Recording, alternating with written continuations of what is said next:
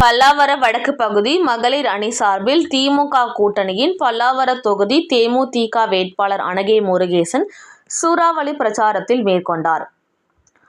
செங்கல்பட்டு மாவட்ட தாம்பரம் மாநகர பல்லாவரம் வடக்கு பகுதி மகளிர் அணி திமுக சார்பில் 14வது வார்டு பகுதி திமுக கூட்டணியின் பல்லாவரம் சட்டமன்ற தேமுதிக வேட்பாளர் அனகே முருகேசன், பல்லாவரம் சட்டமன்ற உறுப்பினர் இ. கருணாநிதி, 2வது மண்டல குழு தலைவர் இ. ஜோசப் அண்ணாதுரை, பல்லாவரம் தெற்கு பகுதி செயலாளர் பெர்னன், மதிமுக மாவட்ட செயலாளர் மாவை மகேந்திரன், 14வது வட்டக்கழக செயலாளர் ராஜ்குமார் ஆகியோர் பிரச்சார வாகனத்தில் நின்று கொண்டு, உங்கள் வேட்பாளர் அனகே முருகேசன், உங்களது சின்னம் முரசு என அனைத்து வார்டுகளிலும் உள்ள பொதுமக்களை சந்தித்து வாக்கு சேகரித்தனர்.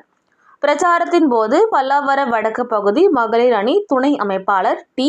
புவனா பிரெண்ட்ஸ், பல்லாவரம் வடக்கு பகுதி மகளிர் தொண்டரணி அமைப்பாளர் ராணி, பல்லாவரம் வடக்கு பகுதி 14வது வட்ட மகளிர் துணை அமைப்பாளர் ஜாய் கார்த்திக் ஆகியோர் தலைமையில் மலர் மாலை அணிவித்து, சால்வை அணிவித்து மரியாதை செலுத்தினர்.